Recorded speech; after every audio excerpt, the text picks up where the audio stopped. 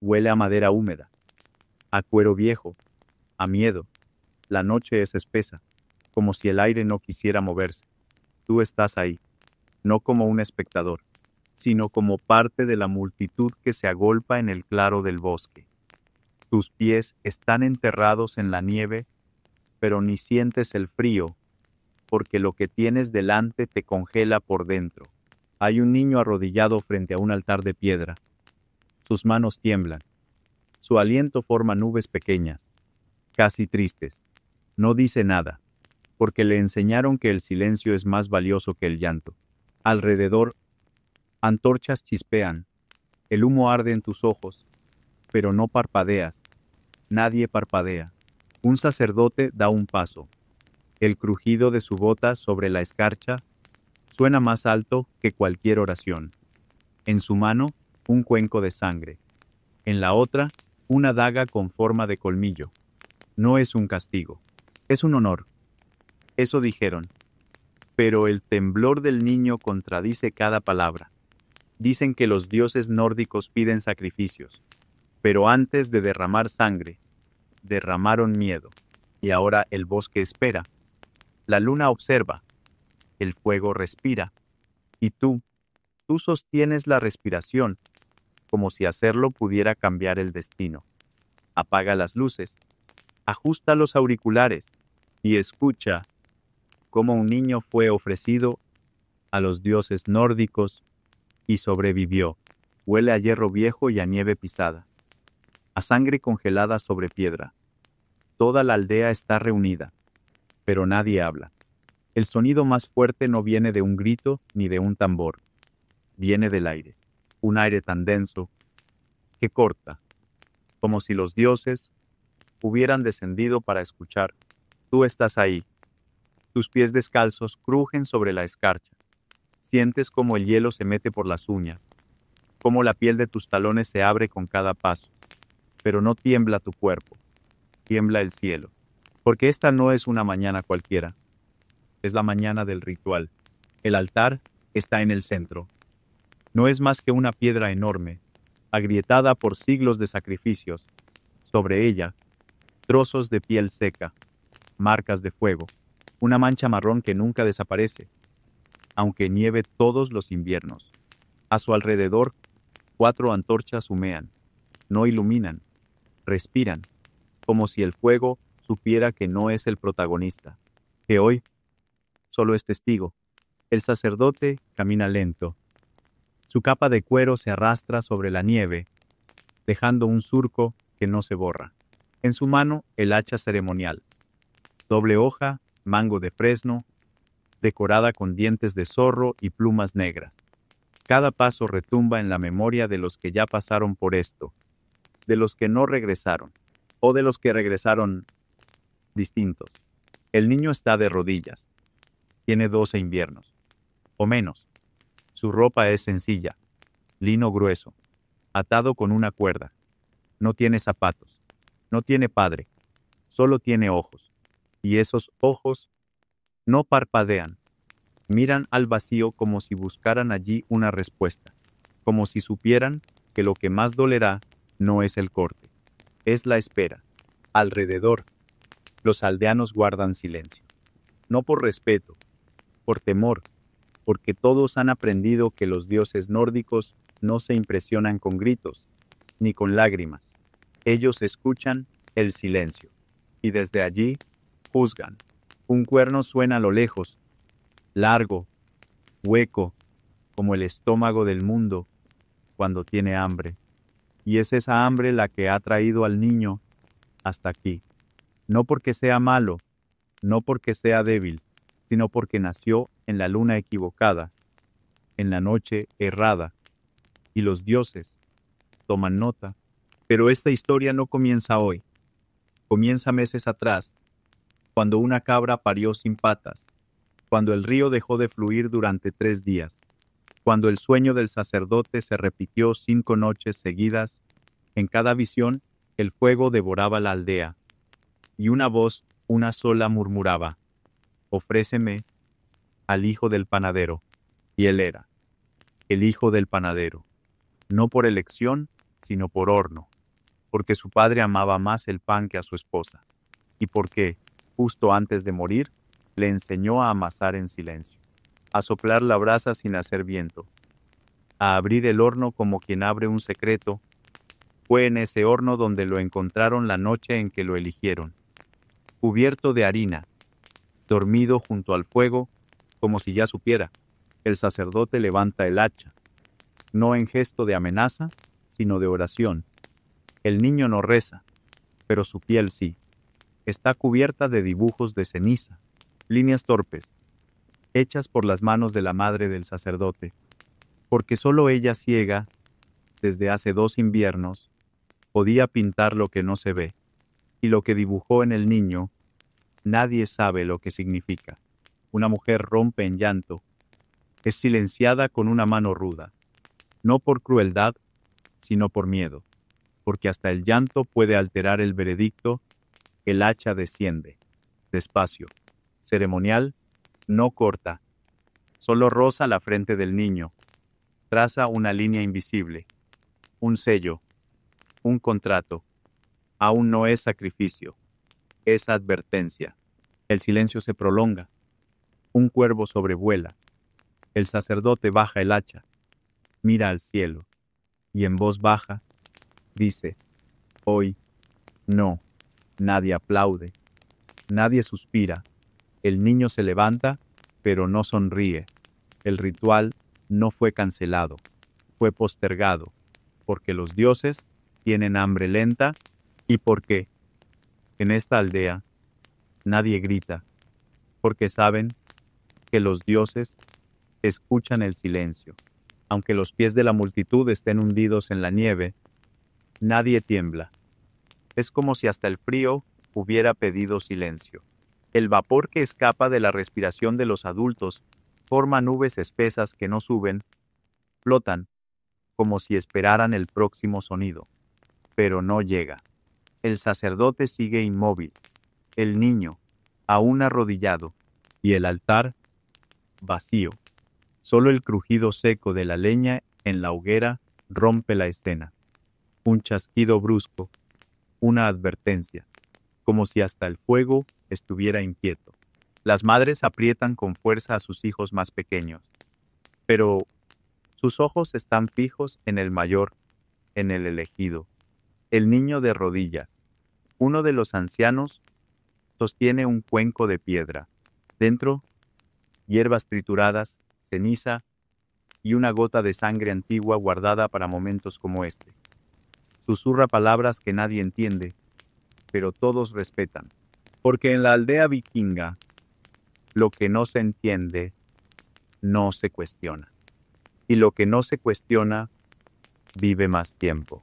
El sacerdote finalmente se mueve, alza la mano. No es un gesto violento, es casi una bendición, pero el niño cierra los ojos, porque él sabe, el primer dolor siempre es invisible, es el miedo, el vacío en el estómago, el arrepentimiento silencioso, y ese sabor metálico que sube por la garganta sin llegar a sangrar. Tú estás ahí, lo sientes todo, el aire más denso, la espera más larga, el tiempo que se ralentiza como si los propios dioses observaran cada segundo con reverencia cruel. Y entonces, justo cuando el silencio se vuelve insoportable, el hacha se eleva, pero no cae. Aún no, porque los rituales no comienzan con muerte, comienzan con rendición. El niño estira los brazos, no para huir, sino para ofrecerse. La piel erizada, la palma abierta, el corazón expuesto, sin ser tocado. Y en ese instante, nadie respira, ni tú, ni los otros, ni los dioses. Quizás ahora sea el momento. Apaga las luces, ajusta los auriculares y continúa, porque el ritual aún no ha terminado. El aliento del niño forma una nube en el aire helado. Es pequeña, casi invisible, pero para los ancianos ya es una ofrenda, porque los dioses, dicen, no se satisfacen con objetos, se alimentan de gestos, de silencios, de inocencia interrumpida. En la doctrina ancestral de la aldea, los vientos del norte traen hambre cuando los dioses no son saciados, y no se sacian con oro ni con rezos, se sacian con lo que duele, con lo que brilla apenas antes de apagarse. Por eso, desde tiempos remotos, los más jóvenes eran ofrecidos cuando las tormentas duraban más de 9 noches, cuando el mar no devolvía peces, cuando los lobos se acercaban demasiado. Un alma limpia puede limpiar el cielo, dijo una vez el anciano Hallgrímr, en medio de una nevada que tapó todos los techos de la aldea. Desde entonces, nadie cuestionó el poder de un sacrificio puro. Incluso cuando dolía, incluso cuando era el hijo de alguien, incluso cuando era el suyo, la pureza no era una virtud, era una condena, porque cuanto más inocente era un niño, más probabilidad tenía de ser notado por los dioses, y cuanto más notado, más cerca estaba del altar. El niño de esta historia, según cuentan, jugaba con cuerdas de barco el día anterior. Reía con las botas llenas de barro. Corría como si la nieve no cortara sus mejillas, como si los ojos de todos no lo siguieran ya con resignación. La noche antes del ritual, su madre le trenzó el cabello.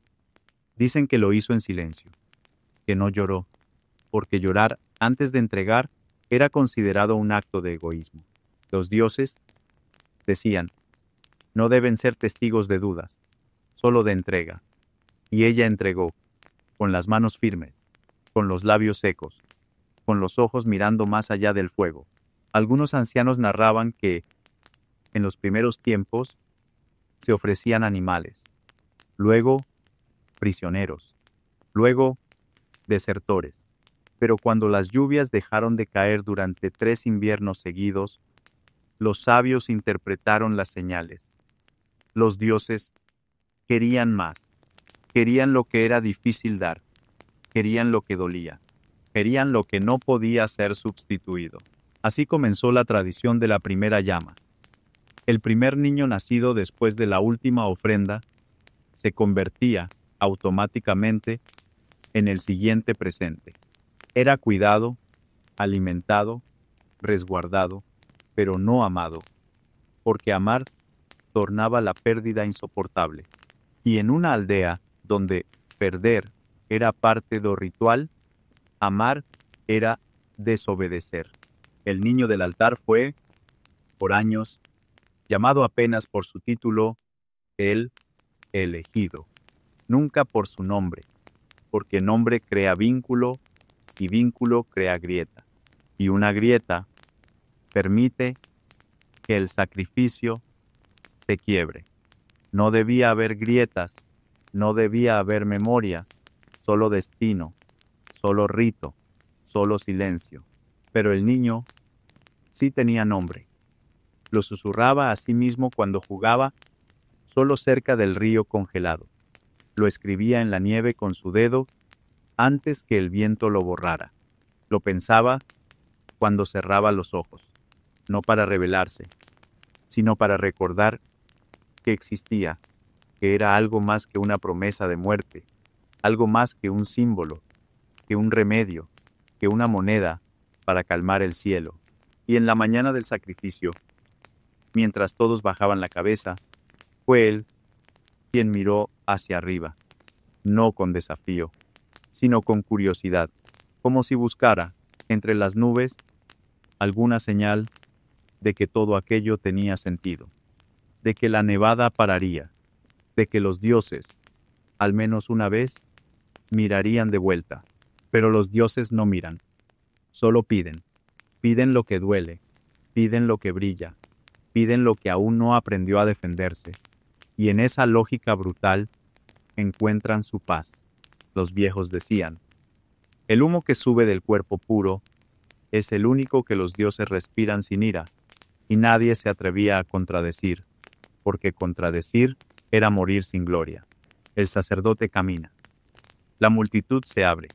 El niño respira hondo, y tú, desde donde estás, puedes oír ese respiro, porque en esta historia, la respiración es lo único que no fue ofrecido aún. No te muevas. No pestañees, porque lo que viene ahora no se repite, no se explica, solo se presencia. No se sabe con certeza cuándo comenzó esta creencia, solo que siempre estuvo allí, como la madera húmeda, como la sangre que se seca y deja marcas difíciles de lavar. En las leyendas de la aldea, los dioses no hablan con palabras, hablan con tormentas, con inviernos que se alargan, con cosechas que se pudren antes de madurar. Y cuando eso ocurre, alguien debe ser ofrecido. La lógica es antigua. Si los dioses castigan con dolor, entonces el dolor puede ser usado para calmar su furia. Y entre todos los dolores, hay uno que brilla más, el de entregar lo puro, lo no corrompido, lo que todavía cree en cuentos y se ríe con el eco de una piedra rodando. Los niños. Los dioses no piden lo que necesitan, piden lo que duele, dijo una vez la curandera antes de ser silenciada. En las paredes de las casas hay símbolos, runas talladas que representan cada niño ofrecido, no como homenaje, como recordatorio, para que los siguientes sepan que no están solos, que su dolor tiene raíces. El Consejo de Ancianos dicta las reglas, y su voz es ley. Uno de ellos, con barba que toca el suelo, suele decir: el pan no crece sin levadura, y la comunidad no crece sin sacrificio. Algunos lo llaman sabiduría, otros crueldad, pero nadie se opone, porque en una tierra donde el sol puede desaparecer por semanas, la fe es la única llama que no se apaga. La noche anterior al ritual, el niño sonrió. Le dieron una piedra pintada con símbolos de protección. La sostuvo como si pudiera morderla, como si de verdad lo protegiera. Corrió entre las pieles colgadas, esquivó sombras, se escondió bajo una mesa. Rió como quien no sabe, como quien no debe saber, y ahora está de rodillas. El barro le llega a los tobillos. Sus dedos tiemblan, no por el frío, sino porque sus músculos todavía recuerdan el juego de ayer. Pero su mente ya no juega, ya entiende, ya espera. Los tambores callan, las respiraciones se hacen más lentas. El sacerdote alza una copa con agua oscura y dice: por los que no nacieron, por los que no murieron, por los que todavía oyen desde el hielo, y vierte el líquido sobre la cabeza del niño. No quema, no hiela, solo moja, pero en su corazón algo se apaga. El ritual no ha terminado. Aún falta el fuego, aún falta el humo, pero lo más importante ya ocurrió. El niño fue ofrecido. Su miedo, digerido por los presentes, su silencio, elevado como rezo, porque aquí los dioses tienen hambre de inocencia, y la inocencia ya fue servida. El niño no se mueve, no porque quiera demostrar valentía, sino porque sus músculos ya no recuerdan cómo hacerlo. El suelo bajo sus rodillas es barro, pero podría ser piedra, podría ser hielo. No importa, no lo siente, solo siente la espera. El silencio no es total. Se escucha la madera crujir a lo lejos, se escucha la respiración del sacerdote, el goteo de la copa que aún tiene rastros del agua oscura.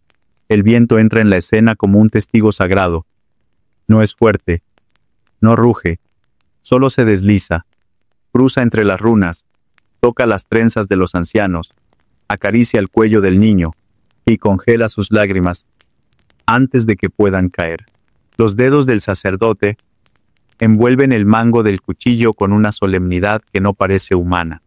No hay duda en su gesto, no hay temblor, como si la hoja no pesara, como si no cortara, como si solo fuera parte de un rito y no de un crimen.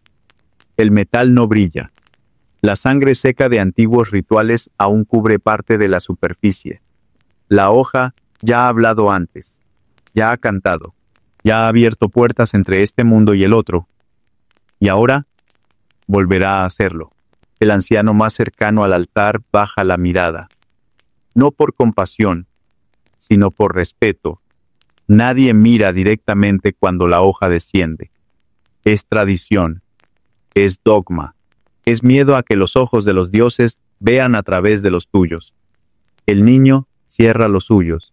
No hay palabras, no hay súplica, solo una respiración contenida, un pecho que sube lentamente y no baja. El sacerdote alza la hoja. Lo hace como si levantara el cielo, como si esperara una señal, como si en el filo estuviera no solo una muerte, sino toda la historia de su pueblo. La respiración del público se sincroniza. Todos inhalan. Nadie exhala. Y entonces, el niño recuerda, no su madre, no un juego, no un abrazo, sino el pan caliente que una vez robó de una mesa. Lo escondió en su túnica. Lo comió solo, detrás de una pila de pieles. Fue su primer acto de desobediencia. Y el último, en el que se sintió vivo. La hoja comienza a bajar. No rápido. No como un relámpago. Como un río lento. Como un rezo sin palabras. Cada centímetro del descenso arranca algo del alma colectiva. El sonido del metal, cortando el aire, es casi imperceptible, pero está ahí, como una promesa, como una amenaza. No era el filo del cuchillo, era el filo del destino. El mundo se desacelera, el viento se detiene, los ancianos ya no parpadean. El niño siente un calor en el pecho, no por valentía, por terror, porque su cuerpo, en su último acto de defensa, quiere incendiarse, como si pudiera quemar el altar desde dentro, como si pudiera ofrecer fuego en lugar de sangre. Pero el sacerdote se detiene, a un centímetro, a un suspiro. Una figura se mueve entre la multitud. No corre, no grita, solo avanza. Un paso, otro. Nadie lo detiene, no porque lo reconozcan, sino porque nadie espera interrupciones. Nadie cree que se pueda interrumpir a los dioses. El hombre lleva una capa empapada. Sus botas dejan charcos. Su cabello, cubierto de nieve, trae en la mano un objeto envuelto en tela. Y en los ojos, un fuego que no es humano. El sacerdote no baja la hoja, pero tampoco la alza. La detiene en equilibrio, como si no supiera si continuar o rendirse. El hombre se acerca al altar. Nadie habla, nadie respira. La escena se transforma. Ya no es un sacrificio, es una grieta en la tradición, una pausa en el mito. El hombre desenrolla la tela. Dentro, una piedra, no cualquier piedra, una marcada con runas antiguas, prohibidas, runas que solo aparecen cuando un dios muere. El sacerdote baja la hoja, no al niño, a sus propios pies, y cae de rodillas. El cuchillo toca el barro. El viento retoma su curso, las respiraciones regresan, y el niño, aún de rodillas, llora. No porque haya escapado, sino porque su alma ya se había ido, porque el silencio, más que la hoja, lo había atravesado. No hubo sacrificio, pero hubo cicatriz, y donde una muerte no ocurrió, nació una leyenda. El niño sigue arrodillado, pero ahora, no por el cuchillo, sino por la duda. No sabe si ha sido salvado o simplemente pospuesto. El altar sigue frío. La multitud aún lo observa.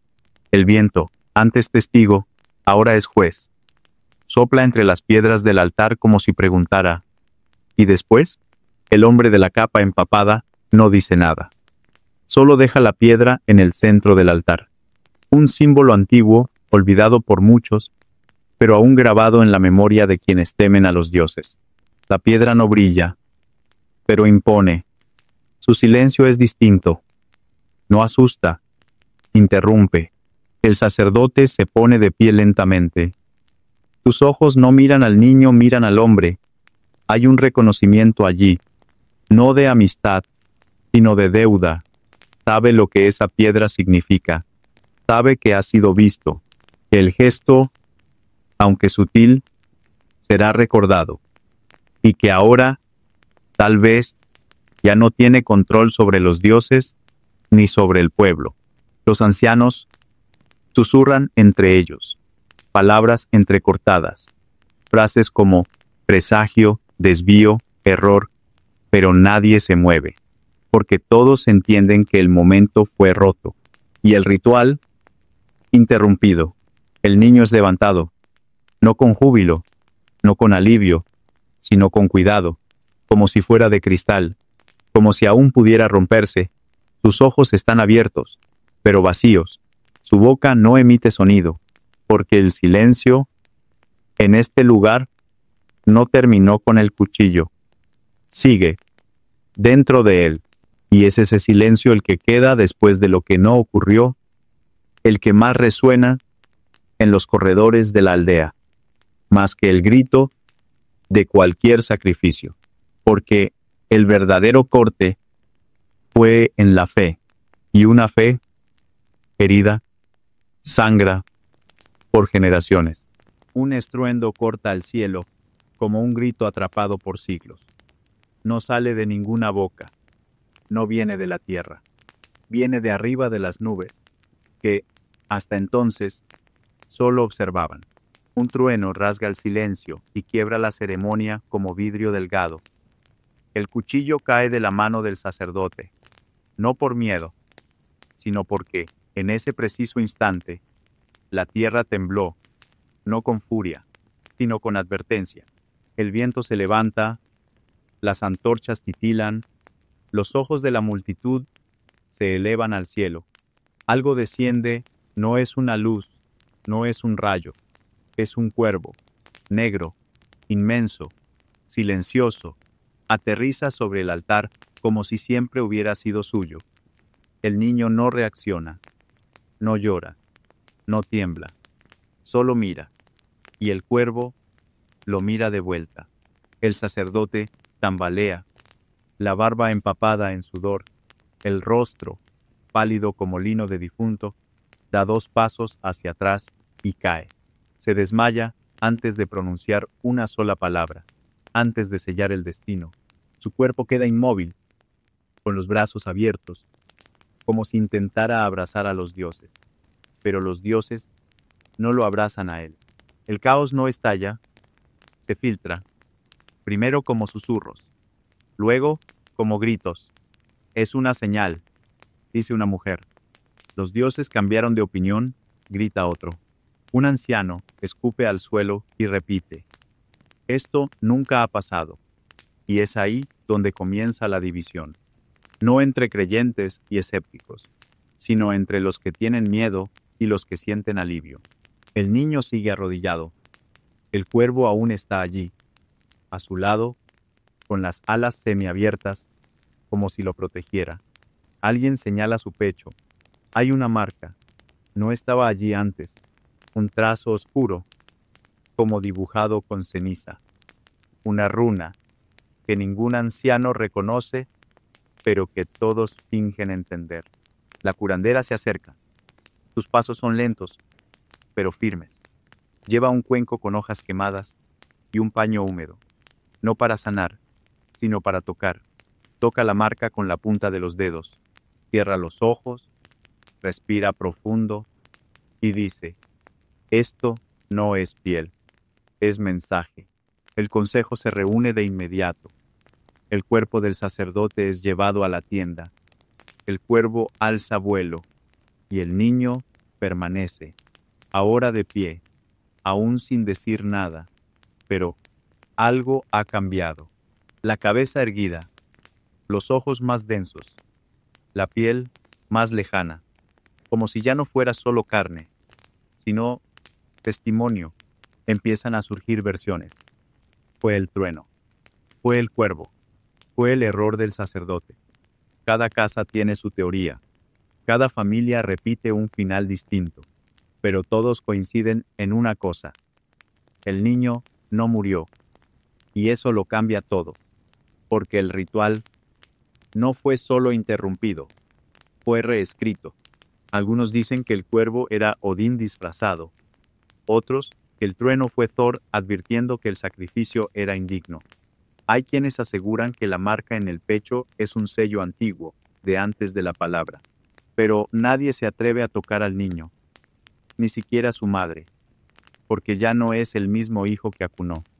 Ahora, él es símbolo, y los símbolos son peligrosos. La runa en el pecho comienza a cambiar. Antes, parecía solo una línea quemada. Ahora, pulsa, como si respirara, como si recordara. La curandera insiste, no es una marca, es una respuesta. Pero, ¿respuesta a qué? ¿O a quién? Toda la aldea comienza a transformarse. Las voces se vuelven más bajas. Las hogueras, constantes. Nadie habla ya de sacrificios, solo de señales, de interpretación, de destino, y de lo que sucede cuando los dioses interrumpen un rito. Al final de esa semana, una nueva runa es tallada en la piedra central del poblado. No representa a un dios, ni a un guerrero.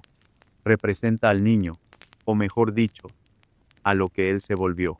Un recordatorio vivo de que no toda sangre necesita ser derramada para marcar una era.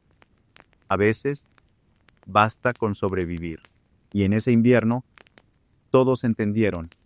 El ritual cambió, pero la fe se hizo más profunda, porque ahora sabían que los dioses observan y, a veces, dudan. El altar no fue desmontado. Quedó allí, congelado en el tiempo, como si nadie supiera qué hacer con él. Y quizás nadie lo supiera realmente, porque cuando un ritual falla, el problema no es solo lo que no ocurrió, es todo lo que podría ocurrir después. Al día siguiente, las campanas no sonaron, no se horneó pan, no se ordeñaron cabras. Toda la aldea se detuvo como un cuerpo en estado de shock. Los sacerdotes, antes firmes como piedra, comenzaron a mirarse entre sí. El cuchillo, aún con el calor del momento, reposaba sobre el altar, pero ahora era solo una hoja sin propósito. Las runas fueron leídas otra vez. Se consultó el humo de las hierbas, y al final del día se hizo un nuevo anuncio. El niño no era una ofrenda, era un enviado. Lo cambió todo, o casi todo, porque incluso con esa nueva interpretación, el miedo seguía en los ojos. Si era un enviado, ¿enviado por quién? ¿Con qué propósito? ¿Por cuánto tiempo? ¿Y acaso él mismo lo sabía? Llevaron al niño a la casa del consejo, pero no se sentó a la mesa, ni fue tocado. Permaneció de pie, en una esquina, como un espíritu rodeado de carne. Lo miraban con reverencia y con terror, porque lo sagrado, cuando no se comprende, se vuelve amenaza. Al tercer día, el primero en arrodillarse fue el propio sacerdote. Tocó la frente contra el suelo y murmuró, «Perdónanos, no sabíamos». Los demás lo siguieron, uno por uno. Algunos lloraban, otros solo repetían las palabras, pero ninguno miraba directamente al niño, porque sus ojos aún eran de niño. Y eso era lo más perturbador. La división vino justo después.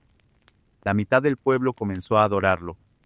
Llevaban ofrendas, velas, frutas secas, esperaban afuera de su cabaña solo para oír su respiración. Decían que bastaba con estar cerca para curar verrugas, alejar dolores, encontrar paz. La otra mitad se aisló, taparon ventanas, escondieron a sus hijos, enterraron viejas runas en el hielo, susurraban, «No es un niño, es una advertencia». La tensión crecía como leña mal apilada.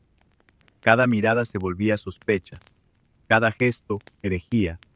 Y el niño seguía allí, en silencio, comía poco, dormía mal, observaba todo con una calma que no parecía humana, pero que quizás solo era agotamiento. Los niños del pueblo no se acercaban, no por miedo a él, sino por miedo a sus padres. El niño había dejado de ser uno más. Ahora era un espejo, un recordatorio incómodo de que cualquiera podía ser elegido, o perdonado, o marcado, y nadie sabía cuál de esos destinos era peor. El sumo sacerdote comenzó a escribir una nueva profecía. Dijo que los dioses habían cambiado los vientos, que el frío ahora traería respuestas, y que el niño, con el tiempo, hablaría en su nombre. Crearon un cuaderno de cuero, donde registraban cada palabra que él decía, incluso cuando eran cosas de niño, incluso cuando solo decía, tengo hambre. En los márgenes de la aldea, comenzaron a aparecer nuevos símbolos, mezclas de runas antiguas con trazos desconocidos. Alguien dijo que el niño los dibujaba en sueños. Otros juraban que aparecían solos, grabados en la nieve. Uno de esos signos parecía un ojo cerrado con una lágrima invertida. Comenzaron a llamarlo el signo de la compasión fría, pero había una pregunta que nadie se atrevía a pronunciar en voz alta. ¿Y si los dioses están furiosos? ¿Y si perdonarlo fue un error? ¿Y si el verdadero sacrificio era él? Una noche, un trueno golpeó la montaña. La luz iluminó la aldea durante un segundo entero, lo suficiente para revelar que la sombra de la estatua central ahora apuntaba hacia la cabaña del niño. Al día siguiente, 3 gallinas murieron sin razón. Un pozo se secó y una mujer perdió el habla. Los paranoicos dijeron que era castigo, los devotos que era purificación. Pero todos sabían, algo estaba cambiando. La nueva rutina del pueblo giraba en torno a él. Un grupo lo vigilaba durante el día, otro por la noche. No por seguridad, sino como vigilancia sagrada. Querían registrar todo, sus gestos, sus palabras, sus silencios. Todo podía ser una señal, pero también todo podía ser imaginación colectiva. El niño dejó de jugar, dejó de reír, incluso dejó de llorar. Y eso, más que cualquier milagro, era lo que más asustaba, porque salvaron su cuerpo, pero no su infancia. Las madres comenzaron a ocultar a sus propios hijos, por miedo a que fueran los siguientes, no ofrecidos, sino transformados, porque, en algún punto, la salvación de uno se volvió maldición para todos los demás. Y el frío no daba tregua, solo empeoraba, como si el cielo dudara, como si el tiempo se congelara, esperando la próxima decisión humana. El sacerdote volvió a consultar los huesos, los lanzó al suelo, esperó el patrón, pero los huesos cayeron de pie, todos, como si se negaran a dar respuesta. La profecía, ahora, era viva, cambiaba cada semana, como si los dioses escribieran en tiempo real, como si el niño fuera solo el instrumento, o la excusa.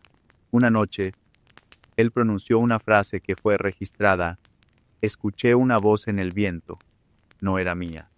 Y esa frase dividió aún más a la aldea, porque si no era suya, ¿de quién era? Creció, pero no como los demás. Su cuerpo se alargaba como el de cualquier muchacho, pero su presencia acortaba las distancias, congelaba el aire. No era un niño, era un recuerdo vivo, uno que nadie sabía si debía ser celebrado o temido. Lo llamaban el que no fue tomado, como si su verdadero nombre se hubiese borrado con el ritual.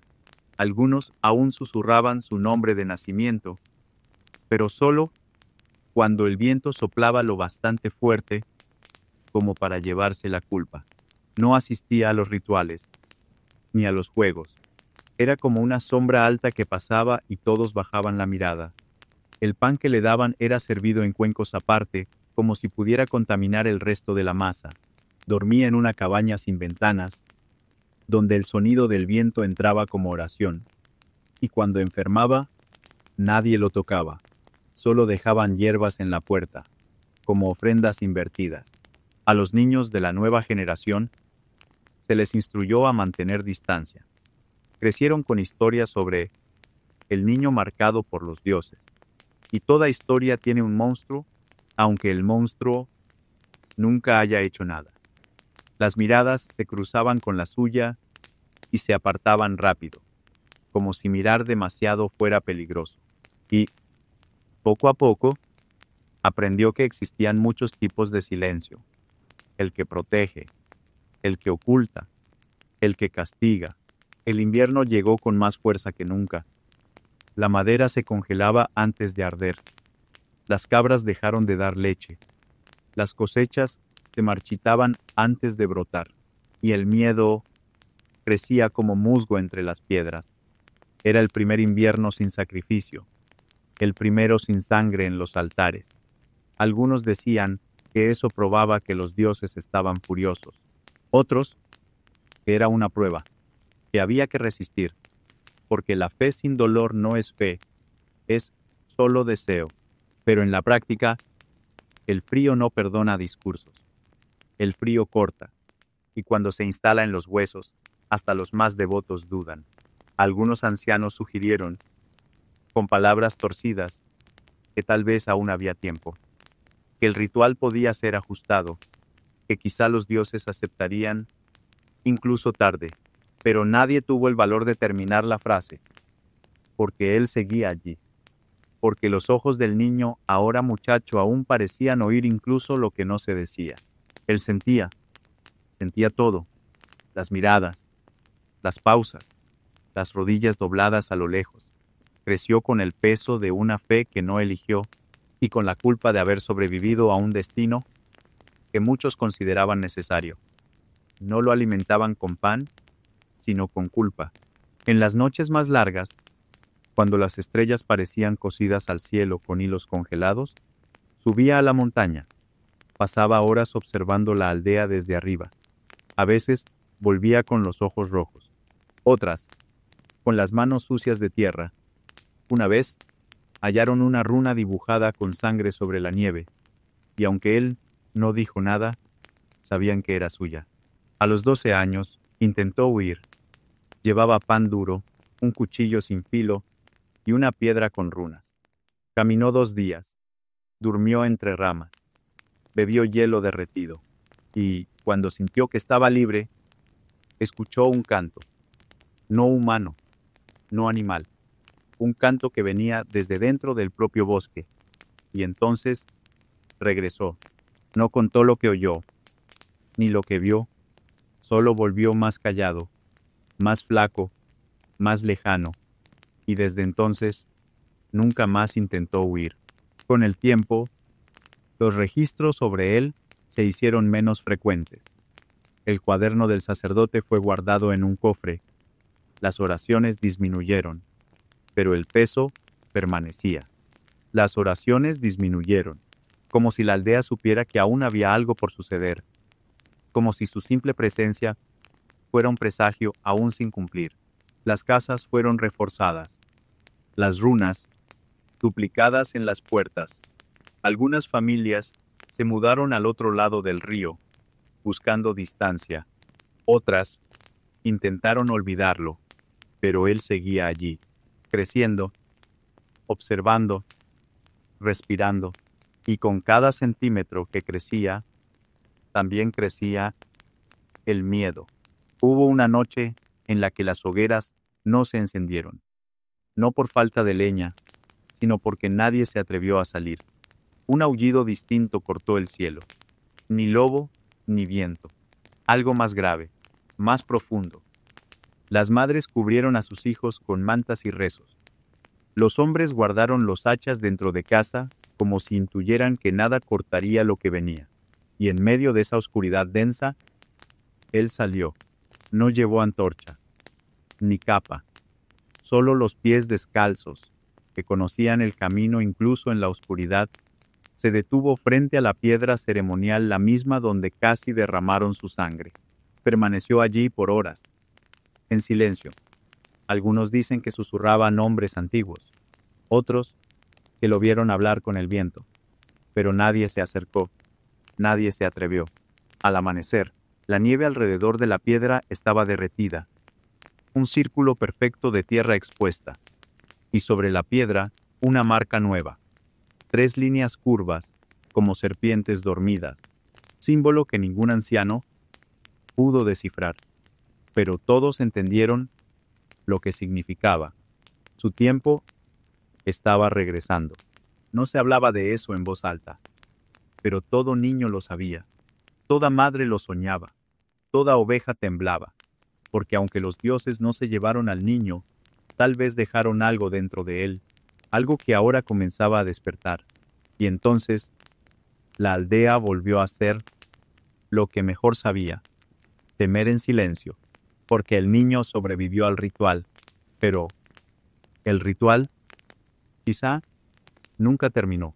Despiertas antes que salga el sol, no porque escuchaste algo, sino porque el silencio ahora duele. Toda la aldea parece contener el aliento. El frío no da tregua. Las brasas de la noche anterior no sobrevivieron, y el aire entra en los pulmones como cuchilla. Raspa, corta, grita sin voz. Hace 3 días que no llega a casa, 5 sin pescar nada. Hasta las raíces parecen haberse escondido del hambre. Observas a los adultos alrededor de las llamas apagadas. No discuten, solo miran al suelo, como si esperaran que la tierra respondiera, pero no responde, porque está congelada, porque está cansada, porque quizás está furiosa, y lo peor es que sabes por qué te miran. No lo dicen, no se atreven, pero lo sienten, porque en el fondo todos piensan lo mismo. Fue porque él no fue sacrificado, y ese él eres tú. Finges no entender, finges no escuchar las oraciones apagadas, los susurros, los símbolos grabados en las puertas que antes no estaban. Pero tu cuerpo entiende, sabe que la mirada de los ancianos ya no es de reverencia, es de duda, de miedo, de urgencia. Salvaron tu piel, pero no tu infancia. Y ahora, quizás quieran deshacer lo que no se puede deshacer.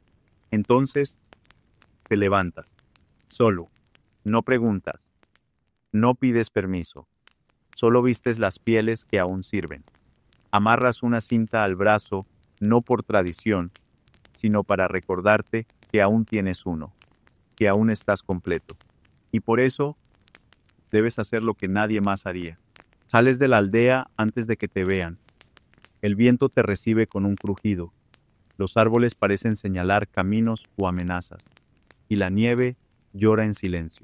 Caminas hasta el antiguo claro, aquel donde el ritual iba a completarse, donde tu cuerpo debía sangrar, donde el altar aún conserva manchas de sal y de memoria, y ahí te arrodillas, no para rezar, sino para decidir, porque en ese instante algo dentro de ti lo comprende. Si los dioses quieren algo, tendrán que mirar, porque el sacrificio ahora camina por voluntad, porque lo que era ofrenda se convirtió en cazador. Armas una trampa con ramas podridas, preparas un cebo con restos olvidados, esperas, horas o días. El tiempo no importa, el hambre sí. Y entonces, un sonido, débil, pero real, un crujido de pezuñas, un soplo de vida, un grupo de ciervos cruza el límite del claro, lentos, exhaustos, expuestos. No sonríes, solo te levantas, respiras hondo, apuntas y disparas. El silencio, después de la flecha, suena más alto que cualquier grito. El animal cae, otro huye, pero no lo sigues, porque uno basta. Regresas a la aldea arrastrando el cuerpo del ciervo. Su sangre dibuja un rastro en la nieve como si dijera, no olviden quién lo salvó. Los niños te ven primero, corren a avisar a los adultos. Nadie habla, nadie te toca, pero todos miran. Entras en la plaza central, sueltas la cuerda. El animal cae ante los ancianos, y antes de que puedan reaccionar, hablas. No soy un elegido, Solo soy alguien que todavía cree. Uno de los hombres más viejos se acerca, mira al ciervo, luego a ti. Después, baja la cabeza. Las mujeres comienzan a cortar la carne. Las hogueras vuelven a encenderse. Por primera vez en días, el olor a grasa caliente invade las casas, y los estómagos dejan de retorcerse. Pero nadie celebra, porque en el fondo, todos saben lo que vieron. No fue caza, no fue suerte, fue señal, y en esa señal había un nuevo orden. Esa noche, nadie habla del ritual, nadie habla de los dioses, solo se oye el sonido de los dientes masticando, de las pieles cerrándose, y de los corazones latiendo un poco más lento, porque ahora la aldea no teme al invierno, tiemblan por ti. El ciervo fue solo el comienzo. A la mañana siguiente, despiertas con el sonido de pasos. No son pasos de miedo, ni de caza. Son pasos que rodean tu puerta como si estuvieran ante algo sagrado o demasiado peligroso para ser nombrado. Escuchas oraciones apagadas, como si el viento fuera el verdadero intermediario entre las palabras y el cielo. Alguien deja pan frente a tu puerta, otro deja una piedra con runas y nadie llama. La aldea entera parece haber vuelto a respirar, pero con cuidado, como si cualquier ruido fuerte pudiera despertar a los dioses y recordarles el error que cometieron, haberte dejado vivir. Pero vivir es poco, porque ahora representas algo más. Ya no eres el niño que no murió, eres el que volvió con carne, con fuego, con respuesta. Y eso lo cambia todo. Los niños comienzan a seguirte. No hablan, solo te observan, como si esperaran que les digas cuándo lloverá o cuándo las raíces estarán maduras. Los ancianos ya no discuten los oráculos, discuten sobre ti, tus actos, tus silencios, tu respiración. Te preguntas si esto es libertad o solo otra prisión. Pero, por la noche, cuando caminas hasta el antiguo claro para encender una hoguera tú solo, lo entiendes. No fue el ciervo, no fue la casa, no fue el pan, fue el gesto. Sobreviviste al ritual y lo reescribiste. Sobreviviste a los dioses y los convertiste en testigos. Y ahora eres el símbolo de lo que viene después del miedo, de lo que sobrevive, incluso cuando debía haber sido borrado. Nunca supiste exactamente por qué sobreviviste. Los ancianos dicen que fue una señal. Los sacerdotes, los nuevos, no los antiguos, aseguran que fue un cambio en la voluntad divina. Pero tú sabes que aquella noche no hubo milagro. Hubo miedo, hubo nieve, hubo una hoja suspendida y un trueno que llegó demasiado pronto o demasiado tarde.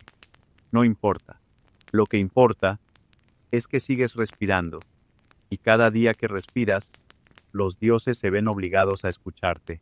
La verdad es que nunca te sentiste elegido. ¿Elegido para qué? ¿Para ser el niño que no murió? ¿Para ser mirado como si estuviera hecho de viento sagrado? Te sientes más como una grieta, una falla en la pared que nadie se atreve a reparar, porque da miedo, porque nadie sabe qué pasará si tocan demasiado.